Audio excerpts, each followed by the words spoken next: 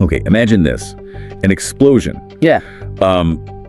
So unbelievably powerful it outshines an entire galaxy, not just for a flash, but releasing more energy in seconds than our sun does in its whole 10 billion year life. What kind of event, out there in the cosmos could possibly have that kind of energy?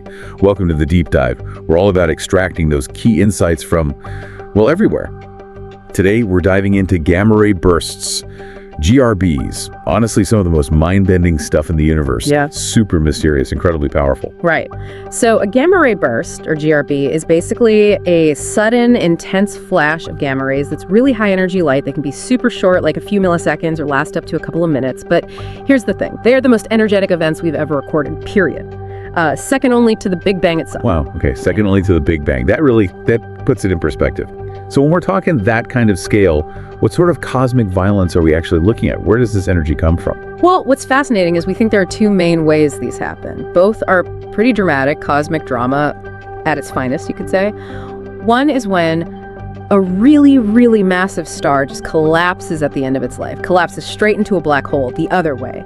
When two neutron stars, these incredibly dense things left over from dead stars, spiral into each other and just merge violently. So either a star imploding into a black hole or two stellar remnants crashing together is one more common, or do they tell us different things?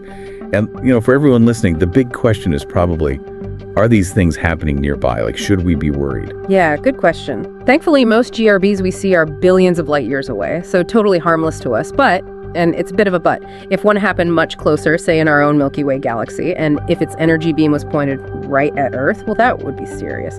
The good news, though, that specific alignment, especially with a powerful burst close by, it's incredibly rare, astronomically unlikely, really.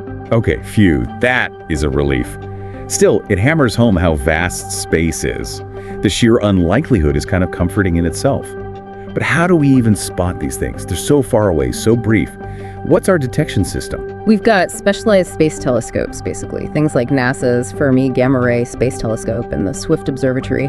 They're constantly scanning the sky, just waiting, like cosmic sentinels. When they detect that sudden burst of gamma rays, bang, they instantly send alerts down to telescopes on the ground. And those ground telescopes whip around really fast to try and catch what we call the afterglow. Afterglow. That sounds almost gentle, doesn't it, for something so violent? What exactly is the afterglow? What's that lingering light? It does sound poetic, yeah.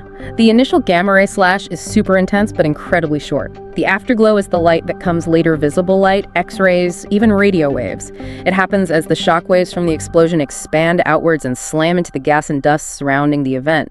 It sort of lingers for days, weeks, sometimes longer. It lets us study the aftermath. It's amazing, really. Something so destructive, leaving behind something we can actually study, something illuminating. So what can these huge explosions tell us? You mentioned distance. Can they teach us about the early universe? Oh, absolutely. This is where they become incredibly useful tools, like cosmic flashlights. Because many of these GRBs are so distant, their light has traveled for billions of years to reach us.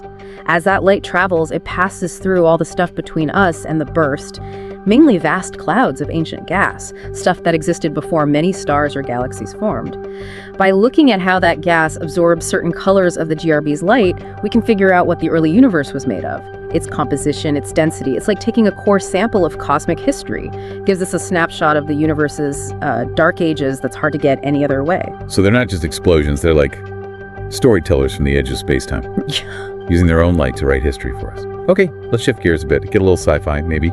Could something like a GRB, could it be artificial? Like, could some super advanced civilization create one as a weapon, or maybe even a signal? It's a fun thought experiment. Theoretically, maybe. But the energy involved, it's just staggering. You'd need to harness like the entire energy output of a star, then multiply that by maybe a few million times, and then focus it all into a tight beam. So yeah, we're talking energy scales way, way beyond anything we can even imagine controlling. Definitely not your average Death Star tech. The physics is just immense. Right. It really puts the mind-blowing scale into perspective, doesn't it? Both the destructive power and, weirdly, how useful they are to science. It is pretty incredible, isn't it? That something so fundamentally violent, so destructive, can also be this amazing storyteller, a tool that helps us understand the universe's history. Makes you wonder, what other chaotic things out there might hold similar secrets. Exactly. And if we connect this to the bigger picture, what's fascinating here is seeing how knowledge itself works. Even studying these incredibly distant energetic events teaches us about fundamental physics, about cosmic evolution. It pushes our boundaries, refines our models. It really shows our drive to understand, doesn't it? So here's something to maybe mull over. When you look up at the night sky, you're not just seeing stars and galaxies as they are now. You're seeing echoes of these colossal events that literally shaped the cosmos, events that are still telling their stories. What might those echoes reveal next about our own place in it all? Stay curious, keep exploring, and remember, the universe is always talking if we just listen.